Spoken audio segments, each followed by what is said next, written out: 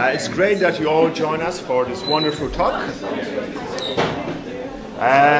We will be starting now. Ladies and gentlemen, will you please take your seats as we start the session?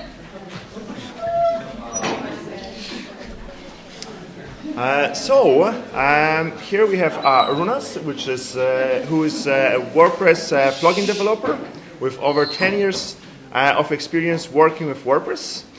He has built a number of free and premium plugins, and today he will tell you what he has learned from trying multiple ways of running a number of WordPress websites from a single installation. Pros and cons. So give him a big round of applause, please.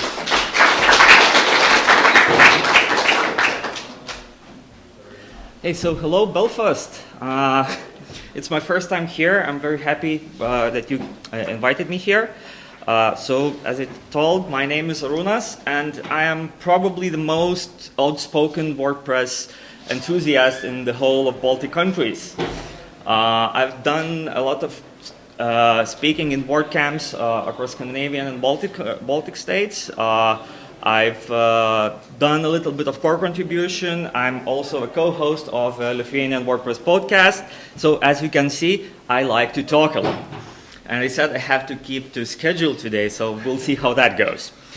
I'm also a WordPress plugin developer. I've developed a number of plugins, and now my bills are being paid by Kayak, where I'm a software engineer and I run their content platform. And in my non-existing free time, I also do some fun tools for WordPress developers. So please try them out. Those slides will be live and the links are all clickable here, so you can go to those things. So you always start with a single WordPress site, right? And building it and creating it and starting it is one thing, but it's a one-time thing. You've done it. You put it up, it's there, and that's it, isn't it? No, it isn't, because you always have to maintain it. And maintaining a WordPress site is quite a job. You have to do a lot of things. You have to keep things up to date. You have to keep the core up to date. You have to keep plugins and themes up to date. You have to keep your custom code up to date. There are users that you have to keep track of, content that you have to keep track of, especially if you do things like changing themes or things like that, uploads and things like that. So, okay, that's for one site. But you have 10 sites, so everything gets multiplied by 10. And when you are doing 10 sites, it's still kind of manageable. So you can still go in, whenever there is a WordPress update, you go in and update all 10 of them. Whenever there is a plugin update, you can still remember which sites do you have that on and update that. And when you change something in your own code, you can also go in and change things. But then you go further, so let's say 100 sites, then things tend to start to be complicated. Because now you have 100 cores to update, and you have more than 1,000 plugins to look after. And so you get the picture, right? So when I was talking about this with some friends, and one of them is part of a hosting company in Estonia, and he said, so where do you get those numbers about numbers of plugins and stuff like that? So I didn't really do a lot of research into that, but that's the feeling I had from what I've done and how many plugins I do have in my sites and things like that. So I said, okay, but I could do some stats for you. So he said, yeah, I'd like to see those. So do you like to see some of those as well? Yeah. So this is from 30,000 WordPress sites. So what they have is they have WordPress core versions from 1.5.1 up to 5.2.3. So this was like a couple weeks ago, so the 0.4 hasn't come up yet. But only 20%, less than 20% were on the latest versions at that point. And I said, so how do you run all those old versions? So he said, oh yeah, well those are clients who have something old also and they want to run that. And we could kick them out, but we kind of are happy to take their money. So we still have that in some servers that we have separated from everything else so things don't break too much. And they also have almost 13 plugins per site. So this site, in my experience, I thought it would be quite a bit more, like 20 or something. But yeah, you can't argue with numbers here. But another thing is, in 30,000 sites, they had 22,000 different plugins installed. So as you can see, there isn't that much overlap in plugins that you have if you have different sites. I think the most popular one is on 40% of the sites. And after most popular 20 or so, the numbers go down really, really fast. And then you have all kinds of different things running there. And if you take into account plugin name and version combinations, you have 58,000 of those. So as you can see, people are not that good at keeping up to date. So the managing part doesn't go so well. So thanks for this for Zone EE and Peter, who gave me this. Yeah, so as I said, whenever you have more sites to run, like 100 or something, you could still do things like have a dedicated person who just does just that, because at 100 sites, keeping them up to date and managed correctly, that will be a full-time job for a person. And maybe somebody is happy to do that, but not me. I like to code things and I like to create new things. So if I have many sites, I like to optimize things somehow. So when you have a problem with WordPress, the first thing that you think of usually is there should be a plugin for that. And there is. Yeah, so if you go to stage 1, you look into things like main WP, manage WP, Jetpack manage, infinite WP, and iTheme sync. So those are either main WP is a plugin, others are services. But what they allow for you to do is you can install a plugin on your site and then have a dashboard somewhere, either on your site or on the servers, where you can go in and do things like housekeeping tasks, updating things, and maybe editing some options and things like that, moving content around in a single dashboard for all your sites. And that's good while things are great, while things are running. So if you did an update, nothing broke, then that's okay. If things broke, yeah, you have a problem. Another thing that I have noticed when I tried to do this, and I tried to do this like 4 or 5 years ago, it's nice when you have 10, 20 sites on a dashboard, 30 maybe, but if you go much more over 50, those things tend to get a little bit clunky and not so easy to manage anymore. And depending on the service you choose, it can start to get pricey a little bit, because with every site you add, you might need to pay some fee for that. Okay, so the next thing that I looked into was multisite. How many of you know what a multisite is? Okay, so a few of you. For others, it's a mode that you can enable on WordPress, and it will allow you to run a lot of sites on a single WordPress install. It was a separate project at the beginning, but since 3.0, so quite a while ago, it was merged into the core. It's part of WordPress core at the moment. And it's not that hard to do. You don't need to be a developer to do that. You just don't have to be afraid to write a couple of codes and a couple lines of code into wp-config file. So for best results, you should start with a fresh site. Just do a WordPress install, go to wconfig.php, and define a constant there that says allow multisite. Once you do that in your WP admin under tools, you'll have a new menu option that will say network setup. You go there and you follow the instructions that involve copying a couple more things into your wp-config file. And once you're done with that, you'll have a new option in WP admin that says sites, and you will be able to create new of them. I have a link here that has more details into that. And this looked like a very good thing for me when I first saw it. The thing I was going to use that for was for my development sites. So it was okay, so I put everything in here. I have a single code base. So all my custom things that I use for clients, I have them all there. I can enable if I need anything. And it was nice. It's good when you host everything on a single platform, because with management plugins you can do that with sites that are distributed across all different hosting providers and things. This has to be on a single server, basically. And data is stored in a single database, and all the sites then share the single code base, so that means they can use the same plugins, the same themes, and the thing that is good and bad at the same time, they all use a single user stable. So the thing that I found quite hard of it is that if you have a plugin and you want to enable it, you can do it two ways. One of them is you can enable it on a single site, or you can enable it on all of them. So if you have 100, 100, 1, or nothing. Or you have to go like to every single one, enable one by one, one by one, one by one.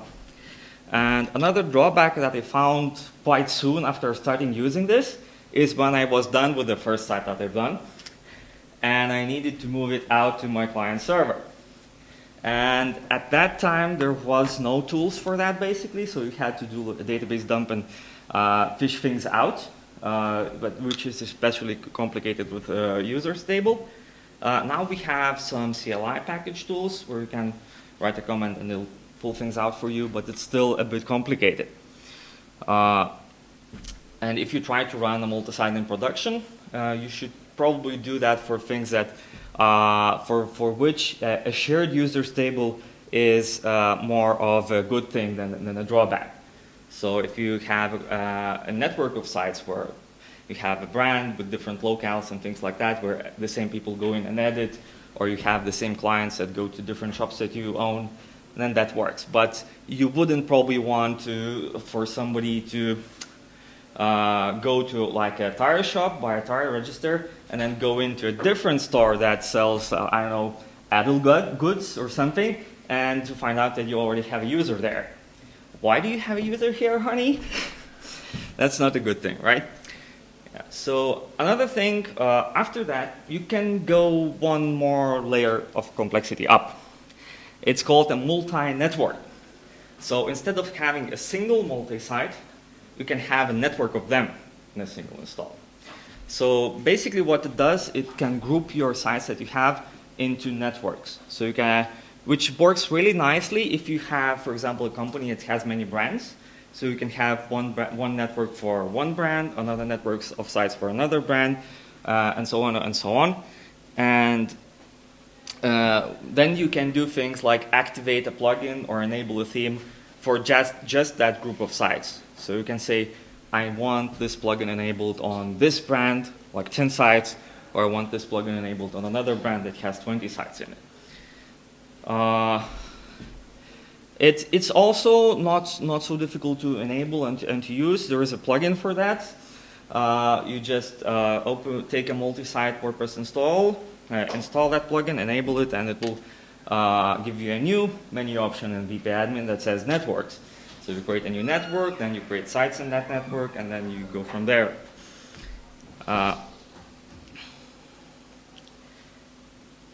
So as I said, it gives you a little bit more flexibility, but it's still a single database.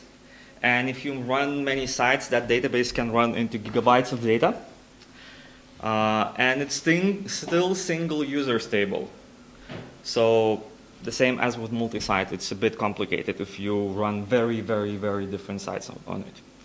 And another thing that I've noticed working with multi-network, well, a lot of that functionality is still in WordPress core, but that's the very edges of WordPress core. So that's places people have never been before, or things like that. So what happens, you can run into bugs that have cop dumps around them. So there was this like a few months back, I was looking into doing things like switching between sites and then uploading a file and then putting it somewhere and going back to the site I was already originally on.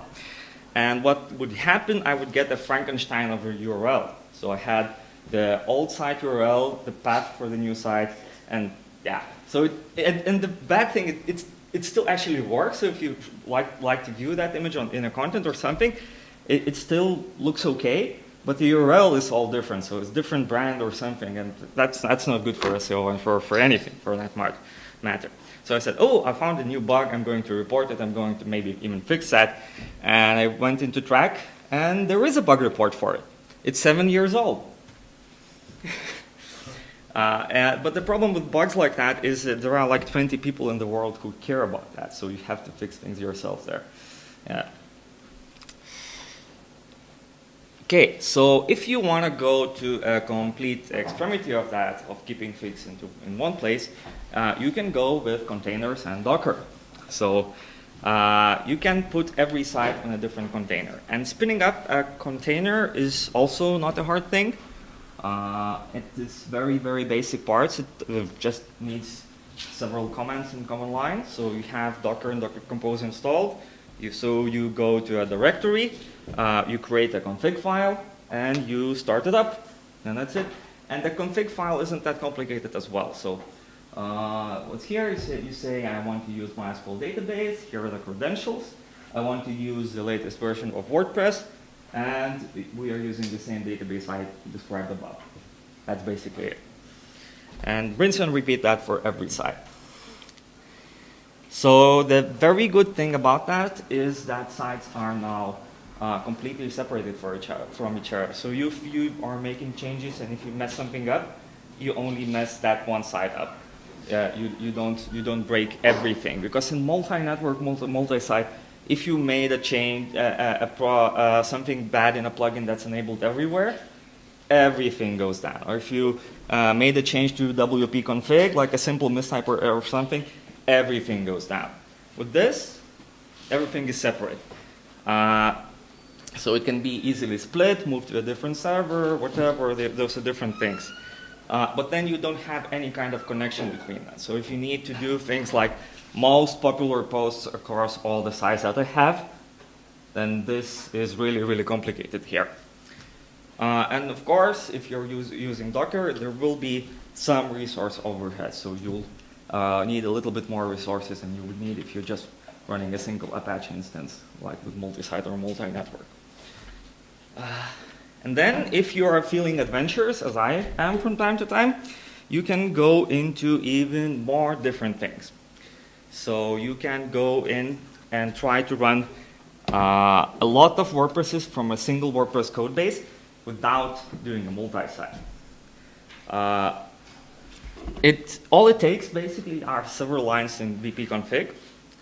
But then what you can do is you can have the same WordPress core, but define different databases to use and different assets that sites use. And again, not so much to do. So first of all, you do identification of domain which you are accessing from. Of course, you have to do like sanitization, validation to make sure that this is something that you are expecting to get. So, and then just include a different BP config file for every site. And then you have two constants. One is to define the path to your content directory, and another one to define URL to your content directory. And it works quite nice. I've been running instances of that for about 5 years now, but for my own hobby projects, not for something very important.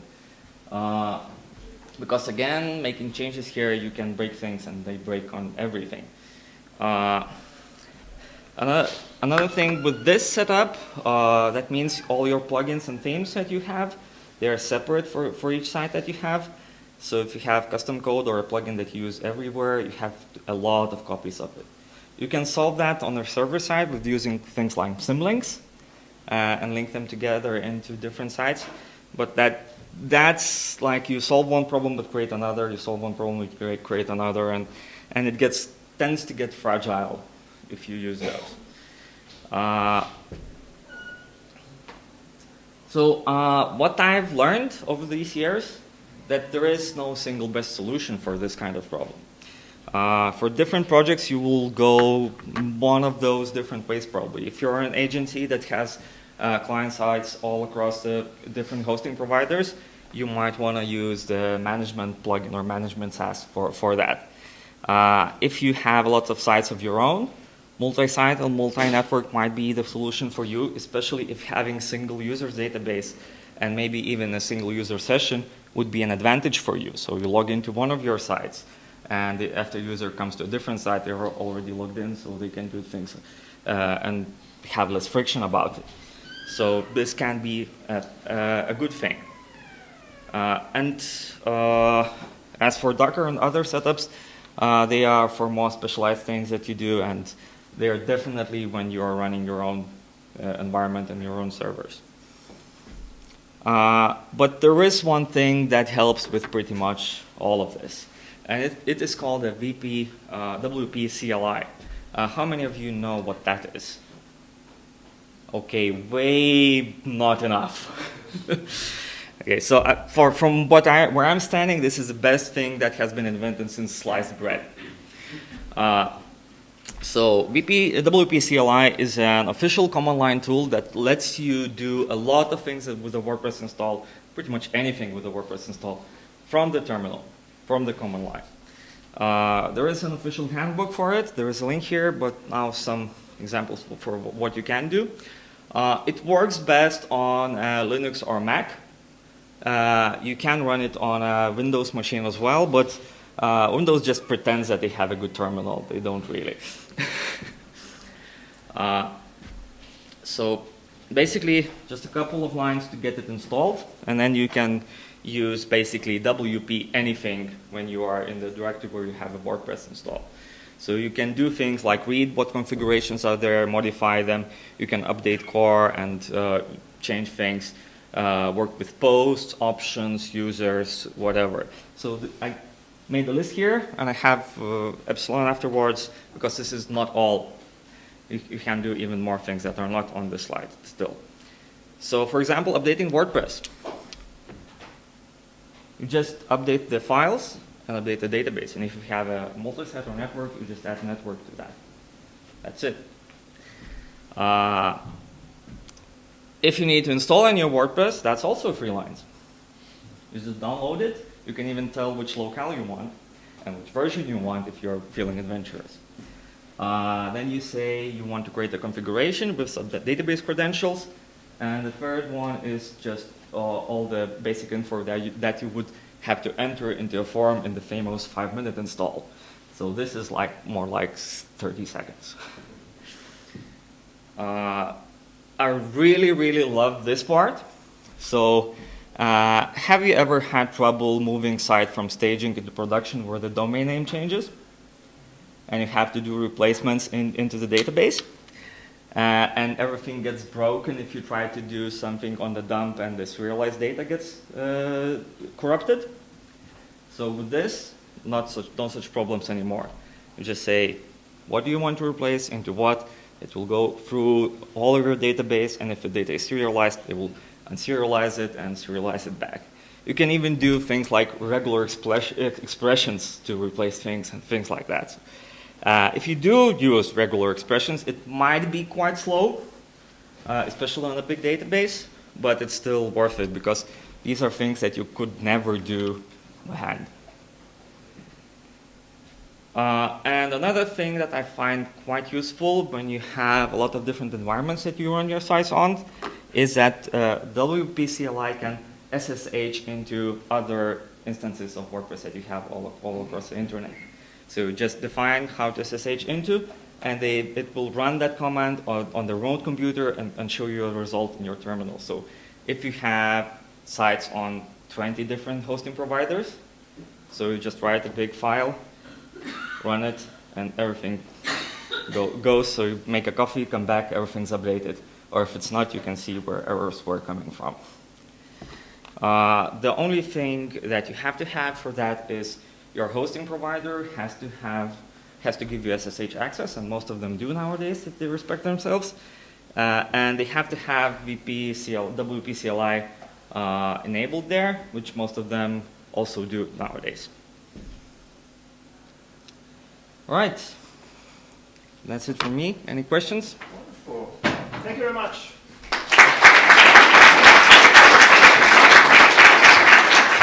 I really enjoyed that talk. I have a few questions for you, Yeah. but first I would like to check if there's anyone wanting to ask a question. Okay. Yep. Do you use any testing tools? If you're using CLI to do updates, how do you know that they're not breaking the site? Have you got any other tools that you're using? So you can because this is a bash script. You can use anything. You can run npm tests or anything you want together with that. It depends on the setup. For some things we do have tests. For some things we cowboy a little bit, but it depends on the importance of stuff. All right, another question? If you're familiar with using the full database on the server, is there any advantage to using CLI rather than just going to the database to do search and replace? Because you don't have to go anywhere. Just on your desktop run it, and that's it. You've got to install it all in the first place. I'm not familiar with using the WP CLI, that's all. Yeah, so it's 4 lines of code. You do it once, and you have it for all the eternity. You've got to put it in on the site before you can change it. No, so you don't have to put it on a site. Your hosting provider has to have it. Most of them do nowadays. So you don't have to put anything on your site. It's there as a tool for you. It's the same way as you go in and do change directory or copy a file. Then you can. It's a similar command that you use. Okay. Is there anyone else who would like to ask a question? Yes, gentleman over there. I have in my company, I have a number of clients which each one of them has the website hosted with WP Engine. Yeah. Yeah, with WP Engine, but they have each one in a different install. Yes. Right? So basically, it happens that I don't have a monitoring tool when a theme needs to be updated, a plugin needs to be updated, when a PHP version changes and needs to be updated. Do you know any tool that can get all of those data and put it together and says, okay, that website needs to be updated, that needs to be updated? I don't know of a tool, but WP CLI would be a good thing to build that tool with, because you could do things like going into all your different instances and getting, for example, information on plugins that have updates, or if a WordPress version is outdated there and things like that. So you could then gather it all in and have some sort of dashboard where it shows everything in a single place for you. I think You can use things like Manage WP to monitor, but then use the CLI to do the updates. Monitoring tools on the Yeah, that's site, also possible, yeah. You can just use for monitoring, but then not actually do the updates using those tools. any other question? No, that was going to be Okay. my answer as well. It was going to be, we use another one that could go on that list that we use is iControl WP. It's Yep. from a Belfast-based company that does multi-WordPress Yep. management. So we use it to actually, they provided us with an API endpoint as well, so we pull all that information in to our dashboard, so we're able to see without going into theirs on each of the projects which ones need core updates or which ones need plugin updates, or they also do a vulnerability scanner every day, so we can pull into from their system if there's any known vulnerabilities from the WP vulnerability database as well. So yeah, How do you call it again? iControl WP. I haven't heard of that Awesome. one. So they're very, very good. Another question? Yes? I was just thinking, you say different project request different solution. Yeah. There's so many websites, would you not break down those websites into different industries, and then you can develop a tutorial to answer each specific industry's questions? Because I have questions, same as he has it, but we in a different industry. And there's not enough support to answer all those questions. So would you be interested in developing a template for your audience to answer their questions to boost your business as your for sales driven oriented? Okay, that would be an interesting project, but that's not something I would be willing to take up because I really don't have free time for that. Yeah, but that's why all these websites, it's a support, it's a problem. Yeah. Every website struggle is a support. And it's not enough knowledge, people, not enough, even people have enough knowledge, they would have not enough time to support individual customer requests. And they were dying. I need a drive me mad. This would have not figured out for me. So if at any time could have given me tips at the right time, at the right thing, specific question, answer on, I would have paid for it. I mean, I know that's the end of the day you're dreaming for sales. The end of the day you run business as a business. So if you don't get money for you answering the question, then what is the point in doing it? Giving back to community. Well, it's a wonderful idea. Maybe someone else will take Yeah. it and create a business that does that. I'd not just do content and video production to answer those questions because I have my own website and I manage it, update it myself, and just I wouldn't have enough knowledge because things are changing all the time. So I'd say break down in a different industry segment, and then different client meets different supporter. That'd be a good match. Yeah, consider it. Yeah. Thank you very much. I think we have time for 2 more questions. So you had some. Yeah, one was answered already. Another was about multi-network WordPress sites. I was wondering what would be the use case for it.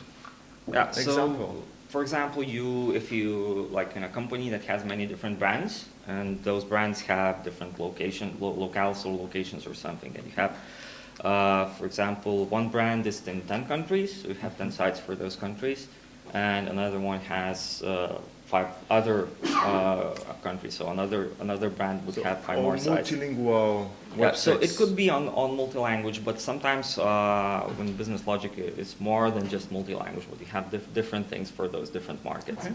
Yeah, so if you have 5 sites that are on one brand, 10 sites on another brand, so that's you one have multi-site. well, like one network in one multi-site, another multi-site, but they're still on the same platform, on the same everything. Using the same code base. Same code base, but you can enable like some plugins only on one network, but not the other, and so you have a little bit more granular control over the things. Interesting.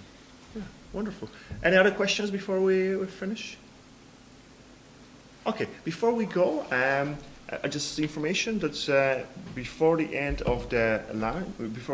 of lunch, we are going to have a group picture outside this building. There's a DCU sign on the right-hand side. When you exit this building, turn to the right. There's a big sign, and we are going to have a group picture in front of the sign 1:15.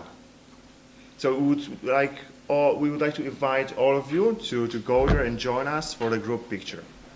And now